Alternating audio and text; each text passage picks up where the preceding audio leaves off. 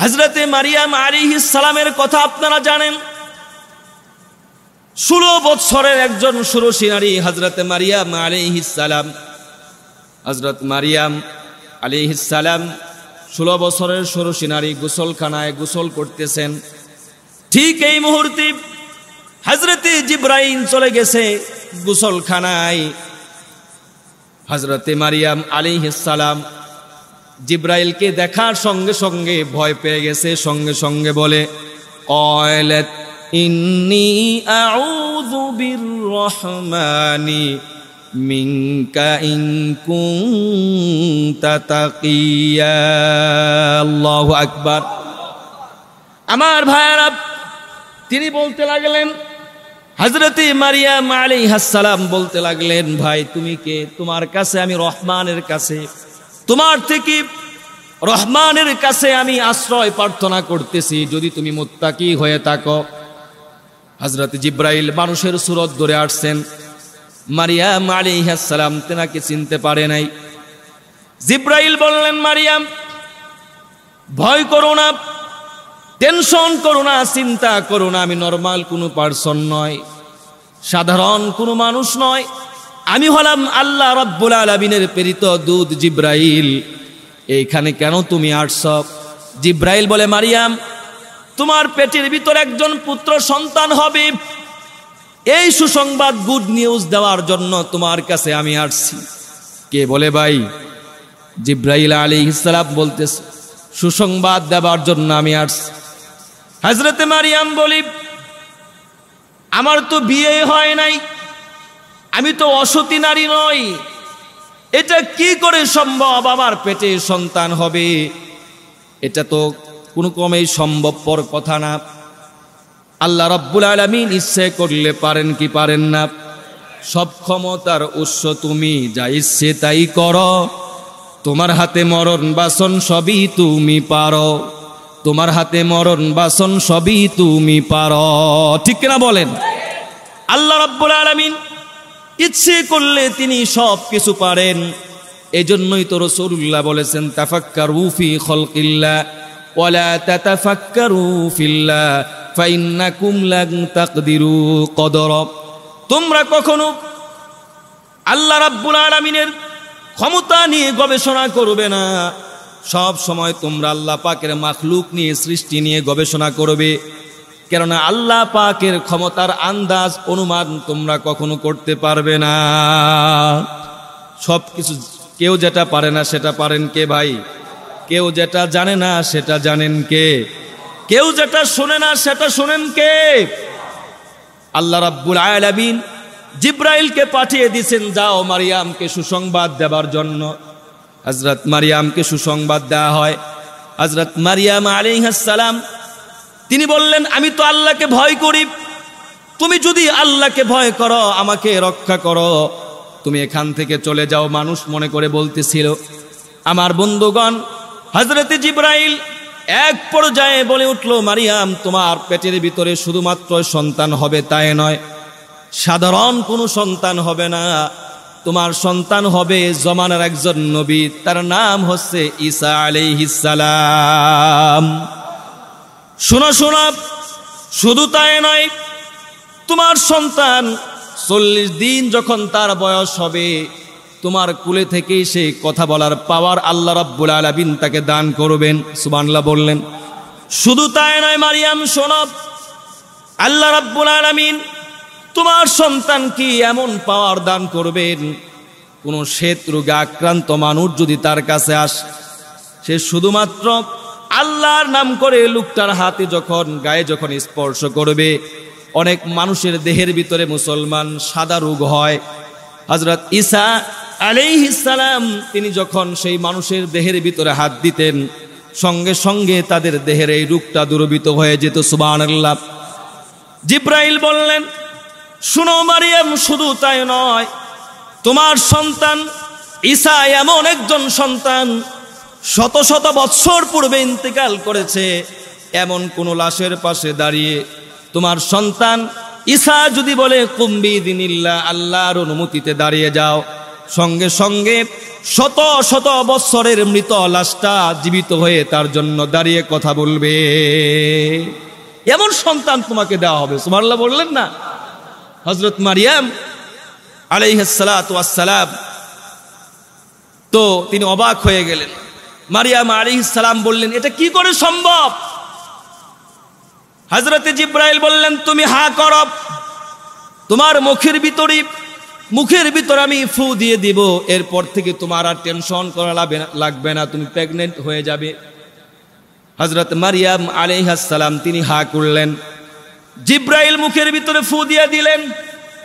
আমাদের সমাজেও মুসলমান এমন ফু আছে না নাই? তবে মুসলমান এই যে আমাদের সমাজে সুমন্তের সু, কালাকুত্তার গু, এই ফু দিলে কাজ হবে না।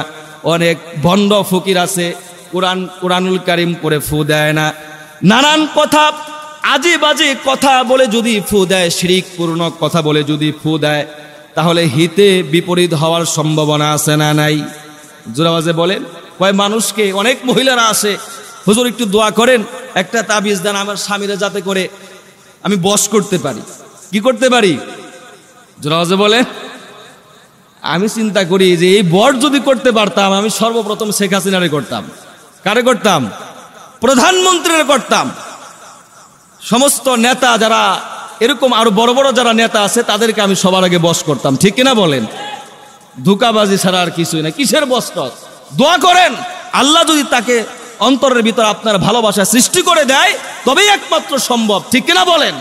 এই বশ করার কোনো কিছু নাই, দোয়া ছাড়া কিছু নাই। এই বন্ড ফকিরদের কাছে যাওয়া যাবে। জিবরাইল আলাইহিস সালাম ফু দিয়েছেন, এটা কি সামার আমার কথা? হযরত মারিয়াম আলাইহিস সালাম ওনার পেটে যখন সন্তান চলে আসলো, উনি বাড়ি ছেড়ে চলে গেলেন মুসলমান মরুভূমির দিকে। সেখানে সন্তান ভূমিষ্ঠ হয়ে গেল হযরত ঈসা আলাইহিস সালাম। প্রচন্ড ক্ষুধা তিনার লেগে গেল। হযরত মারিয়াম কি করবেন? লক্ষ্য করে দেখলেন একটা খেজুর গাছ, মৃত খেজুর গাছ। কি খেজুর গাছ? আর জোর আওয়াজে বলেন, কষ্ট হচ্ছে নাকি? মৃত খেজুর গাছ।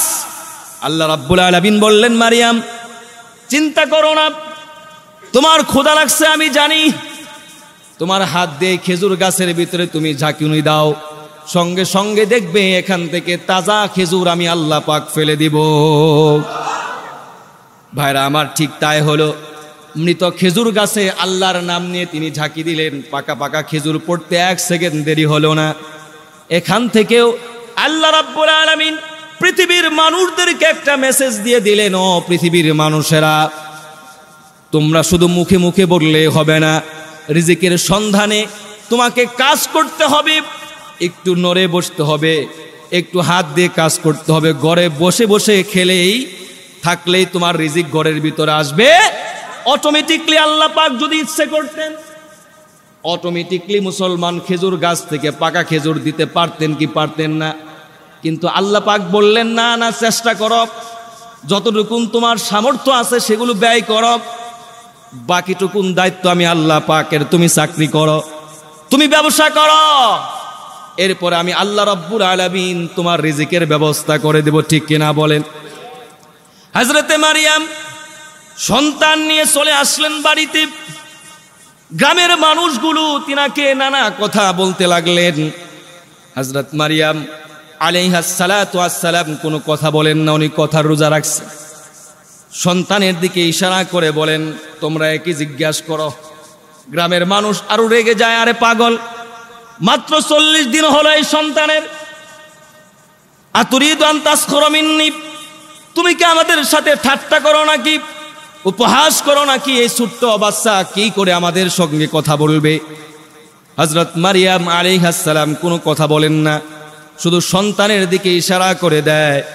এক পর্যায়ে মুসলমান 40 দিনের সন্তান হযরত ঈসা আলাইহিস সালাম পেট থেকে, কুলের শিশু মুসলমান সঙ্গে সঙ্গে আল্লাহ পাক তার জবানে কথা ফুটিয়ে দেন, ক্বালা ইন্নী আবদুল্লাহ আতানিয়াল কিতাবা ওয়া জাআলানি নাবিয়্যা। আল্লাহু আকবার। হযরত ঈসা আলাইহিস সালাম সঙ্গে সঙ্গে বলে দিলেন, তোমরা আমার মাকে নিয়ে খারাপ ধারণা করো না, কারণ আমি হলাম আল্লাহ রব্বুল আলামিনের একজন বান্দা। আল্লাহ রব্বুল আলামিন আমাকে নবী হিসাবে দুনিয়াতে প্রেরণ করেছে। গ্রামের মানুষ বলেছিল, মারিয়াম তুমি তো, তোমার আব্বা আম্মা তো খারাপ মানুষ ছিল না, তোমার মাও তো অসতী ছিল না, সুতরাং তোমার পেটে কি করে সন্তান আসলো? কিন্তু দুধের সন্তান মুসলমান জবাব দিয়ে দিল, হযরত ঈসা আলাইহিস সালাম বলে দিল, আমি হলাম আল্লাহ রব্বুল আলামিনের বান্দা। কার বান্দা ভাই? হযরত ঈসা আলাইহিস সালাম নিজেই বলতেছেন, আমি আল্লাহ পাকের বান্দা। কিন্তু খ্রিস্টানরা এমন নিমক হারাম, ওরা বলে ঈসা আলাইহিস সালাম আল্লাহ পাকের সন্তান। ঠিক কিনা বলেন? ডকুমেন্টস আল্লাহ পাক কুরআনুল কারীমের ভিতরে বলেন, অকালাতিল ইয়াহুদু উযাইরুন ইবনুল্লাহ অকালাতিন নাসারাল মাসীহ ইবনুল্লাহ। ইহুদিরা বলে উযাইর আলাইহিস সালাম হচ্ছে আল্লাহ পাকের সন্তান, খ্রিস্টানরা বলে মাসি হযরত ঈসা আলাইহিস সালাম হচ্ছে আল্লাহ রাব্বুল আলামিনের সন্তান। জোরে বলেন নাউজুবিল্লাহ। যেই নবী নিজে বলতেছে আমি আল্লাহ রাব্বুল আলামিনের বান্দা, আর তার উম্মতেরা বলে সে আল্লাহ রাব্বুল আলামিনের সন্তান, তাহলে মুসলমান তারা কি প্রকৃতার্থে নবীর উম্মত হতে পারল নাকি? নবীর 5 ওয়াক্ত নামাজ পড়ছে, নবী নামাজ পড়ছে 3 রাকাত, এখন উম্মত যদি মুসলমান সে 4 রাকাত পড়ে ওই ওয়াক্তে নামাজ হবে তো? তাহলে নবীর আমলের সাথে আমল না মিললে যাতে করে যেহেতু প্রকৃত মুসলমান উম্মত হওয়া যায় না, ঠিক তেমনি ভাবে দুনিয়াতে যত নবী রাসূল এসেছিলেন প্রত্যেকটা নবী প্রত্যেকটা পয়গম্বরের একটা কনসেপ্ট ছিল, চিন্তাধারা ছিল, আল্লাহর জমিনে আল্লাহর দ্বীন কায়েম করা, কোরআনের বিধান চালু করা।